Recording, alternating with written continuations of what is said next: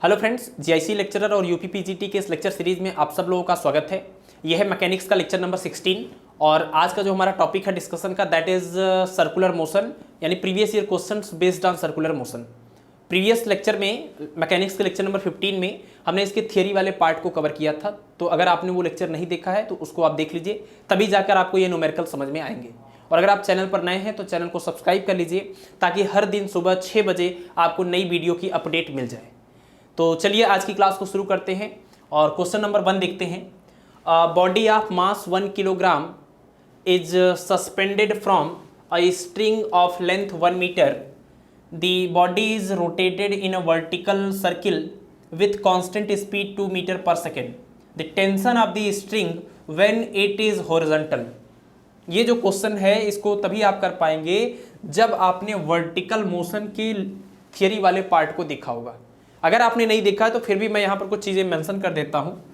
देखिए, vertical motion अगर ये हो रहा है, वर्टिकल सर्कुलर मोशन, तो ये अगर सेंटर है मान लीजिए, तो किसी भी एक इंस्टेंट पर हमने आपको ये इस थियरी वाले पार्ट में बताया था, किसी भी इंस्टेंट पर सपोज कि पार्टिकल जो जिसको यहाँ पर होना चाहिए था नॉर्मल इक्विलिब्रियम कंडीशन में, अगर किसी टाइम पर वो यहाँ पर है तो किस तरह से हम इसमें फोर्सेस का कंपोनेंट और टेंशन वगैरह एक्सप्रेस कर सकते हैं। ये आप देखिए, ये है इसका सेंटर O और मान लीजिए ये एंगल है थीटा और इस ऑब्जेक्ट का, इस पार्टिकल का मास है m, तो इसका वेट वर्टिकली डाउनवर्ड डायरेक्शन में काम करेगा mg।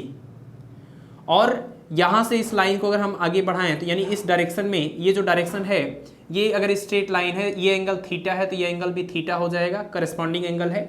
और अगर ये mg है तो इसका कंपोनेंट आएगा थीटा के डायरेक्शन में mg cos थीटा, और इसके बिल्कुल परपेंडिकुलर जो आएगा वो आ जाएगा आपका mg sin थीटा। ठीक है। और इस स्ट्रिंग में इस अपोजिट डायरेक्शन में सेंटर की ओर टेंशन काम करेगा।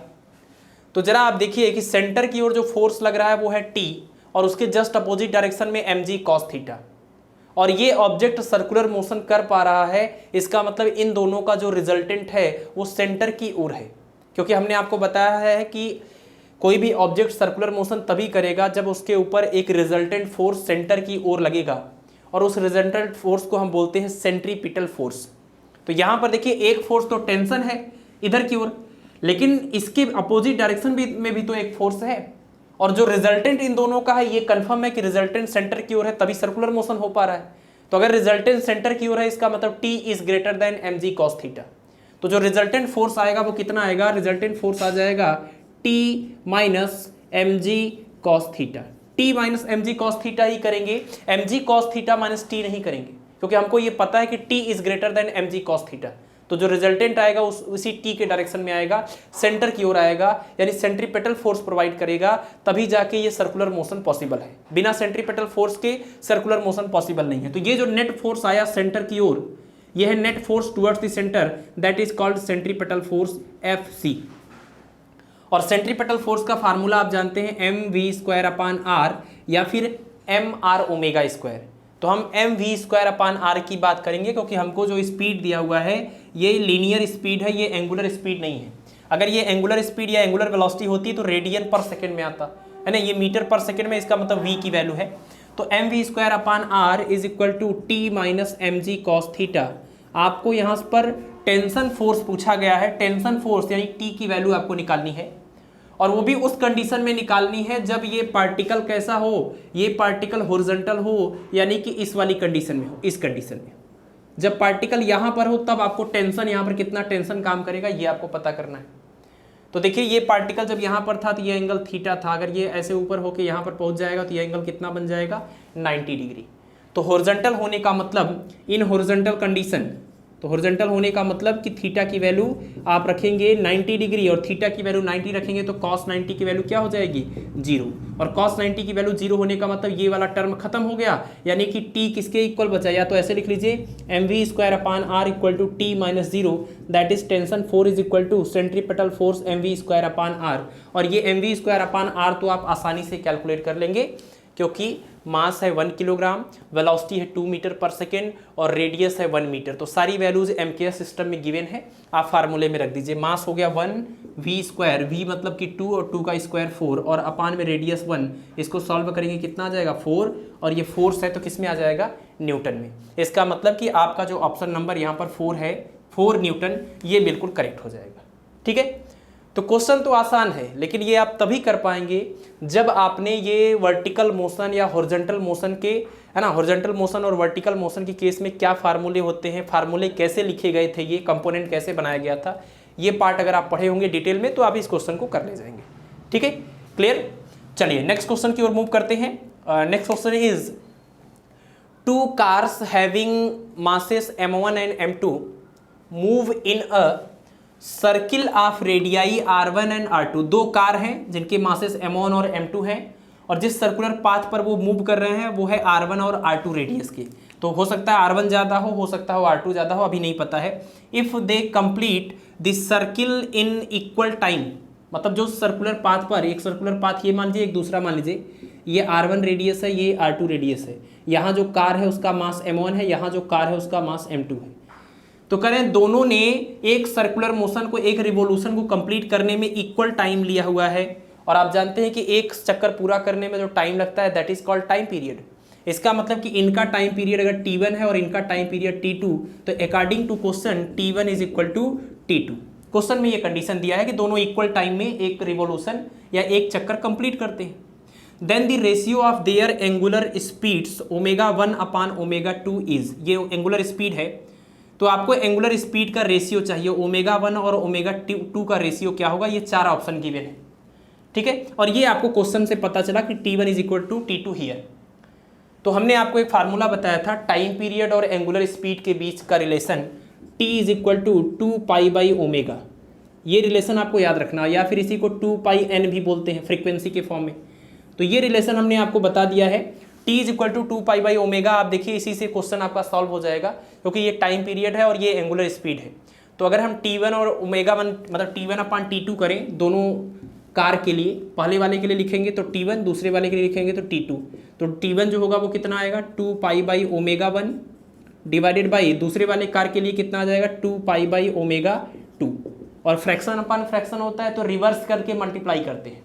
कभी भी जब फ्रैक्शन अपान फ्रैक्शन होता है तो नीचे वाला जो फ्रैक्शन है वो रिवर्स होगा, उसका जो न्यूमरेटर है वो डिनोमिनेटर बनेगा, जो डिनोमिनेटर है वो न्यूमरेटर बनेगा और ये उल्टा होकर इसे मल्टीप्लाई करेगा। तो 2π/ω1 इंटू ये बन जाएगा ω2 अपान 2π और 2π से 2π को कैंसिल कर देंगे। तो क्या रिजल्ट मिल गया, रिजल्ट आ गया t1 upon t2 is equal to ω2 upon ω1। और according to question t1 is equal to t2, क्योंकि एक चक्कर पूरा करने में दोनों कार इक्वल टाइम लेते हैं तो t1 और t2 दोनों की वैल्यू इक्वल है। तो t1 अपान t2 अगर दोनों सेम है तो कैंसिल होके 1 आ जाएगा। This implies that ω2 upon ω1 is equal to 1 upon 1। अगर ω2 अपान ω1 की वैल्यू 1:1 है तो इसका अगर रिवर्स भी करते हैं, रेसिप्रोकल भी करते हैं तो ω1 रेशियो ω2 इज इक्वल टू 1:1, ये आ जाएगा इस क्वेश्चन का आंसर। तो आपका ऑप्शन जो है वो ऑप्शन नंबर देखिए कौन सा करेक्ट हो जाएगा, इसका भी ऑप्शन नंबर 4 करेक्ट हो जाएगा। तो इन दोनों क्वेश्चन को आप कर सकते हैं, ये दोनों के दोनों क्वेश्चंस प्रीवियस ईयर में पूछे गए। ठीक है, अब हम लोग बात कर लेते हैं क्वेश्चन नंबर 3 की। तो क्वेश्चन नंबर 3 में गिवन है satellite revolves around earth under earth's acceleration due to gravity with angular velocity ω1। यानी कि कोई सैटेलाइट है जो अर्थ के चारों ओर, ऐसे आप डायग्राम समझिए कि ये अगर अर्थ है, ये अर्थ है और यहाँ कोई सैटेलाइट है जो इसके चारों ओर ऐसे घूम रहा है और जब घूम रहा है तो जो इसका एक्सेलरेशन काम कर रहा है, आप जानते हैं कि सैटेलाइट अगर सैटेलाइट अर्थ के चारों ओर घूम रही है, इसका सर्कुलर मोशन कर रही है, इसका मतलब कि सैटेलाइट के ऊपर एक सैटेलाइट पर एक सेंट्रीपिटल फोर्स काम कर रहा है या सेंट्रीपिटल एक्सेलरेशन काम कर रहा है जिसका direction towards the centre of earth होगा, तभी ये सर्कुलर मोशन पॉसिबल है। तो वो जो यहाँ पर एक्सेलरेशन है सेंटर की ओर, वो एक्सेलरेशन कितना है, वो g है। ये क्वेश्चन में गिवन है कि under the earth's acceleration due to gravity with angular velocity ω1, इसकी जो एंगुलर वेलोसिटी है वो कितनी है, ω1 है। ठीक है, और जो एक्सेलरेशन है सेंट्रीपिटल एक्सेलरेशन वो g के इक्वल है। आगे कह रहे हैं कि if the value suddenly reduces to g/4, ये जो सेंट्रीपेटल एक्सेलरेशन g के इक्वल था, अगर वो अचानक घट के g/4 हो जाए और ऐसे में जो एंगुलर वेलोसिटी है वो ओमेगा 2 हो जाए, तो ओमेगा 1 और ओमेगा 2 के बीच जो रिलेशन है वो क्वेश्चन में दिया है omega 1 is equal to X into omega 2। लेकिन ये जो x है वो अननोन है और इसी x की वैल्यू आपको फाइंड आउट करनी है, ठीक है। यानी इनिशियल कंडीशन ये है कि सैटेलाइट जब अर्थ के चारों ओर घूम रहा है तो उसका एक्सेलरेशन g के इक्वल है और उसकी एंगुलर वेलोसिटी ओमेगा 1 है। बाद में ये g है वो बदल के g/4 हो जाता है और ये ओमेगा 1 बदल के ओमेगा 2 हो जाता है। तो इन दोनों के बीच का रिलेशन दिया हुआ है omega 1 is equal to X into omega 2। तो आपको इस x की वैल्यू फाइंड आउट करनी है। तो देखिए इस x की वैल्यू तो आप तभी फाइंड आउट कर पाएंगे जब आप ओमेगा 1 और ओमेगा 2 के बीच का रिलेशन यहाँ से कैलकुलेट कर पाएंगे, क्योंकि वो जो रिलेशन आएगा उसमें उस x की जगह पर कुछ वैल्यू गिवन होगी और वही वैल्यू x की वैल्यू हो जाएगी, ठीक है। तो करना कुछ भी नहीं है, इसमें आपको एक्सेलरेशन दिया हुआ, सेंट्रीपेटल एक्सेलरेशन दिया हुआ है और ये इनिशियल एंगुलर वेलोसिटी भी गिवन है। तो सेंट्रीपेटल एक्सेलरेशन का फार्मूला आप जानते हैं, centripetal acceleration is equal to, अगर एंगुलर वेलोसिटी ओमेगा के टर्म में बात करें तो r ओमेगा स्क्वायर होता है और लीनियर वेलोसिटी के टर्म में बात करें तो v स्क्वायर अपान r होता है। तो सेंट्रीपेटल एक्सेलरेशन यानी टुवर्ड्स द सेंटर जो एक्सेलरेशन लगता है वो एक्सेलरेशन को आप ऐसे भी लिख सकते हैं, ऐसे भी लिख सकते हैं, but according to the given condition आपको ये दूसरा वाला केस यूज करना है। और सेंट्रीपेटल एक्सेलरेशन की वैल्यू, इनिशियल वैल्यू g है, तो अगर हम यहाँ पर g लिखेंगे तो g इक्वल टू आएगा r और ओमेगा की जगह पर ओमेगा 1 स्क्वायर। इसको हम इक्वेशन नंबर 1 मान सकते हैं। और केस नंबर 2 में जब ये g बदल के g/4 हो गया तो g की जगह पर अगर आप g/4 लिख रहे हैं तो ऐसे में r और ओमेगा 1 की जगह पर अब ओमेगा 2 लिखना पड़ेगा स्क्वायर। इक्वेशन नंबर 2 हो गया। इन दोनों इक्वेशन को आप डिवाइड कर दीजिए आपस में, तो डिवाइड कर दीजिए तो क्या आ जाएगा, g/4 is equal to r omega 1 square upon r omega 2 square, और r से r कैंसिल हो जाएगा और ये जो g/4 है इसका 4 ऊपर चला जाएगा, तो यानी 4 इंटू जी और ये अपान में g equal to omega 1 square upon omega 2 square. G से जी कैंसिल हो जाएगा, दोनों साइड स्क्वायर रूट ले लीजिए तो ओमेगा 1 अपान ओमेगा 2 की वैल्यू आ जाएगी 2 के इक्वल, यानी कि यहाँ से आपको मिल जाएगा omega 1 is equal to 2 into omega 2, और ये ओमेगा 1 इक्वल टू 2 ओमेगा 2 है और क्वेश्चन में क्या गिवन था, omega 1 is equal to X into omega 2। तो अगर इन दोनों को आप आपस में कंपेयर कर देंगे तो आपको पता चलेगा कि x की जगह पर क्या आ गया है, 2 आ गया है। तो x की जो वैल्यू अननोन है वो कितनी आ जाएगी, वो वैल्यू आ जाएगी 2 के इक्वल। तो इस क्वेश्चन का ऑप्शन नंबर फर्स्ट करेक्ट हो जाएगा कि ओमेगा 1 और ओमेगा 2 का जो रिलेशन आएगा उसमें जो x अननोन है ये x क्वांटिटी की वैल्यू कितनी होगी, 2 होगी, अगर ऐसी कंडीशन रहे तो। क्लियर। चलिए next question number 4। A particle moves in a circle of radius 25 centimetre at 2 revolution per second, मतलब 1 सेकेंड में 2 रिवोल्यूशन कंप्लीट हो रहा है, 2 चक्कर कंप्लीट हो रहा है। The acceleration of particle in metre per second square is. अब बताइए अगर बात सर्कुलर मोशन की हो रही है तो जो एक्सीलरेशन इसके अंदर काम करेगा, वो एक्सीलरेशन कितना होगा, कौन सा एक्सीलरेशन यहाँ पर है, तो सेंट्रीपिटल एक्सीलरेशन की बात हो रही है और सेंट्रीपिटल एक्सेलरेशन की वैल्यू आपको मीटर पर सेकेंड में चाहिए। तो देखिए सेंट्रीपिटल एक्सेलरेशन का फार्मूला होता है mv² अपान r, और mv² अपान r में m जो है वो मास होता है, v जो है वो वेलोसिटी है, r जो है वो रेडियस है। तो इस क्वेश्चन में देखिए गिवन क्या क्या है, r की वैल्यू गिवन है, ये रेडियस है, और ये 2 रिवोल्यूशन पर सेकेंड, यही समझने वाली बात है, 2 रिवोल्यूशन पर सेकेंड ये क्या है, 1 सेकेंड में अगर वो 2 चक्कर पूरा करता है तो ये किस चीज़ की वैल्यू होगी, तो v की वैल्यू हो नहीं सकती, m की वैल्यू नहीं हो सकती। तो पिछले लेक्चर में यानी कि सर्कुलर मोशन का जो लेक्चर था, मैकेनिक्स का लेक्चर नंबर 15, तो उसमें हमने आपको 2 टर्म समझाया था। हमने कहा था कि इसकी डिफिनीशन आप जरूर याद रखिए, what is frequency and time period. तो टाइम पीरियड क्या होता है कि एक पूरा रिवोल्यूशन कंप्लीट करने में जितना टाइम लगता है, एक रिवोल्यूशन कंप्लीट करने में जो टाइम लगता है, that time is called time period. And frequency is the number of revolution in per unit time, that means 1 second में जितना रिवोल्यूशन कंप्लीट होगा उसको फ्रीक्वेंसी बोलते हैं। तो इस क्वेश्चन में दिया कि 2 revolution per second, that means 2 revolution per second का मतलब कि 1 सेकेंड में 2 चक्कर हो रहा है, यानी कि ये 2 जो है वो फ्रीक्वेंसी की वैल्यू है। तो अगर ये फ्रीक्वेंसी की वैल्यू है तो फ्रीक्वेंसी को अगर हम n से एक्सप्रेस करें तो n इक्वल टू 2, और फ्रीक्वेंसी की हेल्प से आप क्या निकाल सकते हैं, ओमेगा निकाल सकते हैं, क्योंकि ओमेगा इज इक्वल टू होता है 2πn। तो अगर n यहाँ 2 रख देंगे कितना आ जाएगा, 4π आ जाएगा। तो ओमेगा की वैल्यू आपने निकाल ली। अब अगर आपको ओमेगा मिल गया तो आप v निकाल सकते हैं, या तो आप ऐसा भी कर सकते थे, डायरेक्ट ये फार्मूला दूसरा वाला यूज करते, सेंट्रीपेटल का दूसरा फार्मूला, एक तो mv²/r, सॉरी m नहीं रहता इसमें, v²/r, और दूसरा होता है r ω²। ठीक है, तो r की वैल्यू पता थी और ओमेगा भी आपने यहाँ से निकाल लिया। तो रख दीजिए r की वैल्यू कितनी, 25 सेंटीमीटर। तो 25 सेंटीमीटर को हम मीटर में यहाँ लिखेंगे, तो 25/100 कर देंगे, अब ये मीटर में हो गया, इंटू ω²। तो ओमेगा की वैल्यू कितनी आ गई है, 4π। तो 4π² यानी 4π × 4π। तो अब देखिए 25 × 4 100 हो जाएगा, और ये 100 इस 100 से कैंसिल हो जाएगा, और 4π और ये पाई कितना आ जाएगा, 4π²। और ये आंसर किस में आएगा, ये सेंट्रीपेटल एक्सेलरेशन है, ये आ जाएगा आपका मीटर/सेकंड², ये इसकी यूनिट हो जाएगी। ठीक है, तो इस क्वेश्चन में कुछ भी नहीं था, सिर्फ ये था कि आपको पता हो जाए कि 2 रिवोल्यूशन पर सेकेंड जो क्वांटिटी है ये किस फिजिकल मतलब जो टर्म होता है उसमें से किसकी वैल्यू है।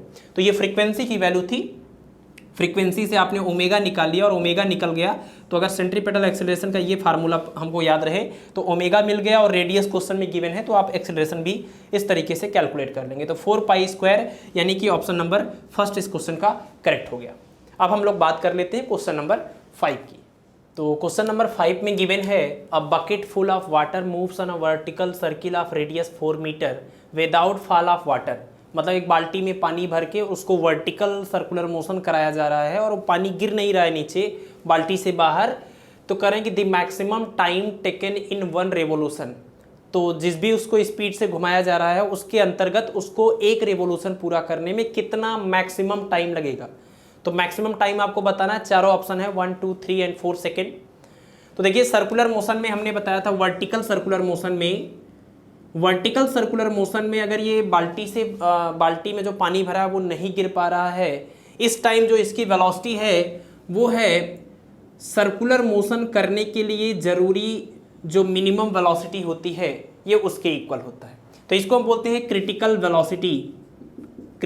वेलोसिटी। ये आप याद रखिए, ये बाल्टी का जो केस है ये एग्जांपल है, इसको आप याद रखिए कि बिना पानी को गिरे अगर आप बाल्टी को घुमा पा रहे हैं तो ऐसे में critical velocity v is equal to होता है √gr के इक्वल।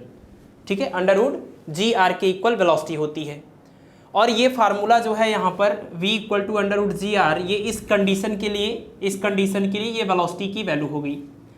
अब ऐसे केस में आपको टाइम बताना है कि कितना टाइम लगेगा, ये फार्मूला आप याद रखिए। इसके बाद देखिए t कैसे निकलेगा, टाइम पता करना है, तो time t is equal to होता है 2π/ω, और ओमेगा और v का रिलेशन आप जानते होंगे, v इक्वल टू होता है r × ओमेगा। तो इसमें से आप 1/ω की वैल्यू निकालेंगे तो r/v आ जाएगी, या तो आप ओमेगा की वैल्यू यहाँ रख दीजिए, तो 2π/ω की वैल्यू कितनी हो जाएगी, v/r। तो ये v और अपान में r ऊपर चला जाएगा, तो 2πr और अपान में v। तो t इक्वल टू 2πr/v यहाँ पर दे दिया है, और v की वैल्यू आप जानते हैं कि इस कंडीशन के लिए ये होता है √gr। ठीक है, √gr। तो t is equal to 2πr और यहाँ पर लिखेंगे √g और r। इसी को आप सॉल्व कर दीजिए, तो 2π और r की वैल्यू कितनी है, तो r की वैल्यू यानी रेडियस जो दिया है सर्कुलर पाथ का, उसका रेडियस है ये 4 मीटर। तो यहाँ पर 4 रखेंगे और अपान में √gr, और g की वैल्यू क्वेश्चन में कुछ भी नहीं गिवन है, तो g की हम सिंपलेस्ट वैल्यू लेते हैं, यानी कि इसको 10 लेते हैं, और इंटू में r। वैसे तो 9.8 भी ले सकते हैं, बहुत कोई फर्क नहीं पड़ेगा। r की वैल्यू फिर से रखिए यहाँ पर 4। तो अब इसी को सॉल्व कर दीजिए। देखिए ये √4 है, तो √4 का मतलब 2, तो ये वाला 2 इस वाले 2 से कैंसिल हो जाएगा, और ये पाई की वैल्यू आप रख सकते हैं 3.14, और ये इंटू में 4, और अपान में कितना आ जाएगा √10, और √10 की वैल्यू कितनी होती है, तो 3.14 इंटू 4, और अपान √10 की वैल्यू होती है 3.16। अब आप देखिए ये 3.14 है और ये 3.16 है, तो लगभग दोनों इक्वल हैं। और दूसरी बात ये कि हमने जो 10 लिया है, इस 10 की जगह पर 9.8 भी ले सकते हैं, तो 9.8 लेंगे तो इससे और थोड़ा आ जाएगा। और आपको टाइम की जो वैल्यू चाहिए वो मैक्सिमम वैल्यू चाहिए, तो मैक्सिमम वैल्यू चाहिए, तो ऐसे में आप देखिए इन दोनों को इक्वल, देखिए दोनों लगभग इक्वल हैं, कैंसिल कर सकते हैं, तो ये कितना आ जाएगा 4 सेकेंड। और वैसे भी आपको ऑप्शन के अकॉर्डिंग भी सोचना है ना, कॉम्पिटिटिव एग्जाम में आपको ऑप्शन के अकॉर्डिंग भी सोचना है कि अगर आप देखिए इसको 0.9 समथिंग करके डिवाइड करके आप वैल्यू कैलकुलेट करेंगे तो ऐसा कोई ऑप्शन ही नहीं है। जितने भी ऑप्शन है वो पूरा डिजिट है 1 2 3 या फिर 4। तो यहाँ से अगर आप दोनों को इक्वल मान लेते हैं और लगभग इक्वल है, एक डिजिट तक तो इक्वल ही है, दूसरे डिजिट तक थोड़ा वेरिएशन आ रहा है, वो भी हमने 10 लिया है तब। तो इसका मतलब कि आप यहाँ से ऑप्शन के अकॉर्डिंग सोच सकते हैं, आपका आंसर आ जाएगा 4 सेकेंड। ठीक है, तो ये आप इसमें इस क्वेश्चन में इंपॉर्टेंट बात ये है कि आप ये कंडीशन याद रखिए कि बाल्टी जो इस तरीके से है, अगर इसमें से पानी नहीं गिर रहा है नीचे की तरफ तो इसकी जो स्पीड है वो स्पीड होता है √GR, क्रिटिकल स्पीड के इक्वल होता है, तो इसको आप ध्यान रखेंगे। ठीक, नेक्स्ट क्वेश्चन देखिए, if a particle is moving on a circular path of radius r with constant speed v, the change in velocity after covering half circumference is, आधा सर्कमफेरेंस चलने के बाद वेलोसिटी में कितना चेंज आएगा ये बताना है आपको। ऑप्शन है 2v 0v v√2। तो देखिए इसमें क्या करेंगे कि ये सर्कुलर पाथ अगर हम यही मान लें तो मान लीजिए पार्टिकल यहाँ से चलना स्टार्ट करता है और इस टाइम इसकी वेलोसिटी है इधर v, तो आधा सर्कमफेरेंस चलने का मतलब कि जस्ट यहाँ पर पहुँचेगा, इसी के एकदम सामने है ना, डायमीट्रिकली अपोजिट डायरेक्शन में यहाँ पर पहुँचेगा पार्टिकल। तो ये जब यहाँ पर था तो ये डायरेक्शन ऑफ वेलोसिटी थी, यहाँ पर पहुँचा तो ये डायरेक्शन ऑफ वेलोसिटी है, और उस वेलोसिटी का जो मैग्नीट्यूड है वो सेम है। तो वेलोसिटी का मैग्नीट्यूड यानी कि स्पीड सेम है, v यहाँ पर है तो v यहाँ पर भी होगा। लेकिन देखिए वेलोसिटी के टर्म में अगर हम बात करें, वेलोसिटी में तो मैग्नीट्यूड और डायरेक्शन दोनों आते हैं, तो अगर हम वेलोसिटी के टर्म में बात करें तो अगर ये आपका वेक्टर v है तो ये जो होगा वो माइनस ऑफ वेक्टर v होगा, क्योंकि उसके जस्ट अपोजिट डायरेक्शन में है ना, क्योंकि वेलोसिटी एक वेक्टर क्वांटिटी है। तो अगर ये वेक्टर v है तो ये माइनस ऑफ वेक्टर v होगा। तो अगर आप इसका चेंज निकालना चाहते हैं तो चेंज इन वेलोसिटी कितनी आ जाएगी, change in velocity is equal to यानी डेल्टा v आ जाएगा। चेंज पहले कितना था v और बाद में कितना हो गया है -v, तो v माइनस ब्रैकेट में -v और माइनस क्या हो जाएगा, प्लस हो जाएगा, तो प्लस हो जाएगा और कितना 2v। तो ये है चेंज इन वेलोसिटी की वैल्यू 2v के बराबर। ऐसा ना सोच के आप ऐसा भी सोच सकते थे, चेंज इन वेलोसिटी निकालने के लिए हम पहले फाइनल माइनस इनिशियल करेंगे, तब भी आप कर लीजिए। तो माइनस ऑफ v और माइनस ये माइनस ऑफ v कितना आ जाएगा, -2v। तो आपको सिर्फ यही 2v लिखना है। ठीक है, तो चाहे आप जैसे करिए, चेंज इन वेलोसिटी जो होगा वो 2v के इक्वल आएगा अगर ये डायमीट्रिकली एकदम अपोजिट हैं तब। तो आधा सर्कमफेरेंस चलने के बाद जो चेंज इन वेलोसिटी आएगा वो 2v के इक्वल आएगा। अच्छा, अगर आधा की बजाय इसका 1/4 दिया होता तब, तो 1/4 अगर दिया होता तो यहाँ पर वेलोसिटी का मैग्नीट्यूड v और यहाँ पर पहुँचने के बाद तो ये हो जाता। तो यहाँ पर तो जस्ट अपोजिट है नहीं, यहाँ तो इन दोनों के बीच का एंगल कितना है, 90 डिग्री दिख रहा है, ये वर्टिकल है ये हॉरिजॉन्टल है। तो यहाँ जस्ट अपोजिट थे यानी 180 डिग्री का एंगल बन रहा था, तो ये रिजल्ट आ गया। यहाँ ये दोनों बिल्कुल परपेंडिकुलर है, 90 डिग्री का एंगल है, तो चेंज इन वेलोसिटी पता करने के लिए क्या करेंगे, इन दोनों का रिजल्टेंट पता करेंगे। तो एक वेक्टर ये है, एक वेक्टर ये वर्टिकली यहाँ पर है, तो ये जो चेंज आएगा ये आप देखिए पाइथागोरस का जो थ्योरम है उसके अकॉर्डिंग आप कैलकुलेट कर सकते हैं इस चेंज इन वेलोसिटी को, या फिर रिजल्टेंट वेलोसिटी का जो फार्मूला होता है फर्स्ट वेलोसिटी स्क्वायर सेकंड के मैग्नीट्यूड का square plus 2 first second cos of theta, और थीटा यहाँ 90 है तो ये 0 हो जाएगा, कितना आ जाएगा √2v², दैट मीन्स v√2। ठीक है, तो ध्यान रखना है आपको कि अगर 1/4 की बात करेंगे तो v√2 आ रहा है, और अगर बिल्कुल हाफ की बात कर रहे हैं तो ये कितना आ रहा है, 2v आ रहा है। तो change in velocity circular motion के केस में पूछा जाता है, इस तरीके से आप उसको सॉल्व कर सकते हैं। लास्ट क्वेश्चन देखिए इसका, work done in a complete cycle of circular path, बहुत ही इंपॉर्टेंट क्वेश्चन। ठीक है, ये बहुत ही इंपॉर्टेंट क्वेश्चन है, छोटा सा है, लेकिन ये इसमें पूछा गया है कि सर्कुलर पाथ पर एक कंप्लीट साइकिल के लिए, एक पूरे चक्कर के लिए वर्क डन कितना होगा। अब देखिए यहाँ पर कंफ्यूज कर सकता है, कंप्लीट साइकिल की जगह पर आपको हाफ सर्कमफेरेंस बोल सकता है, 1/4 बोल सकता है, कुछ भी और बोल सकता है। तो हमेशा आप ध्यान रखिए, चाहे ये कंप्लीट साइकिल हो, चाहे 1/4 हो, चाहे 3/4 हो, चाहे हाफ हो, कभी भी सर्कुलर मोशन के केस में जो डायरेक्शन ऑफ फोर्स होगा वो सेंट्रीपिटल फोर्स यानी कि हमेशा टुवर्ड्स द सेंटर होगा, और जो डायरेक्शन ऑफ डिस्प्लेसमेंट होगा वो हमेशा डायरेक्शन ऑफ वेलोसिटी यानी टेंजेंट के डायरेक्शन में होगा, और टेंजेंट और रेडियस हमेशा बिल्कुल परपेंडिकुलर होते हैं। तो कोई भी केस हो, चाहे पूरे एक चक्कर के लिए बात हो, चाहे आधे चक्कर के लिए बात हो, किसके लिए भी बात हो, फोर्स और डिस्प्लेसमेंट हमेशा परपेंडिकुलर रहेंगे, और फोर्स और डिस्प्लेसमेंट परपेंडिकुलर हैं तो वर्क डन का फार्मूला F=F.D होता है ना, या F.S। तो इसको ओपन करेंगे, F(S cos थीटा), थीटा अगर 90 रखेंगे तो ये पूरा रिजल्ट हमेशा क्या आ जाएगा, 0 आ जाएगा। तो चाहे एक साइकिल के लिए बात करें चाहे आधे साइकिल के लिए, हमेशा ये वर्क डन क्या आएगा, सर्कुलर मोशन के केस में 0 आ जाएगा। इसका आंसर क्या हो जाएगा, 0। तो चाहे ये कंप्लीट साइकिल हो चाहे हाफ साइकिल हो, कोई भी केस हो, अक्सर लोग कंफ्यूज हो जाते हैं। अगर कंप्लीट साइकिल दिया जाता है तो लोगों को लगता है कि कंप्लीट साइकिल में वापस वहीं पर पहुंच जाएंगे तो डिस्प्लेसमेंट 0 हो जाएगा, और डिस्प्लेसमेंट के 0 होने की वजह से ये वर्क डन 0 हुआ होगा। तो ध्यान रखिए, ऐसी बात नहीं है। ये वर्क डन के 0 होने के बहुत सारे रीजन हो सकते हैं, लेकिन सर्कुलर पाथ पर एक रीजन तो हमेशा कन्फर्म है। वो कन्फर्म रीजन क्या है कि थीटा की वैल्यू 90। बाकी वर्क डन 0 होने के और भी रीजन हो सकते हैं, फोर्स ही 0 हो या डिस्प्लेसमेंट ही 0, और तीसरा रीजन है कि इनके बीच का एंगल 90 हो। तो सर्कुलर मोशन में ये केस हमेशा लागू होता है कि थीटा इक्वल टू 90, इसलिए सर्कुलर मोशन में वर्क डन हमेशा 0 होगा। चाहे आप किसी भी मतलब आधे साइकिल, पूरे साइकिल, 1/4 किसी के लिए बात करिए, ये कितना आ जाएगा, 0 आ जाएगा। ठीक है, तो this is all about the previous year questions of circular motion. और मुझे उम्मीद है कि आपको ये क्वेश्चंस अच्छे लगे होंगे और क्वेश्चन समझ में भी आए होंगे और आपकी प्रिपरेशन में काफ़ी हेल्प करेंगे। तो आप लोग चैनल को सब्सक्राइब कर लीजिए, वीडियोस को देखते रहिए, सपोर्ट करते रहिए। अब मिलेंगे आपसे नेक्स्ट लेक्चर में, मैकेनिक्स के लेक्चर नंबर 17 में, जिसमें एक नए टॉपिक के बारे में बात करेंगे। ठीक है, धन्यवाद।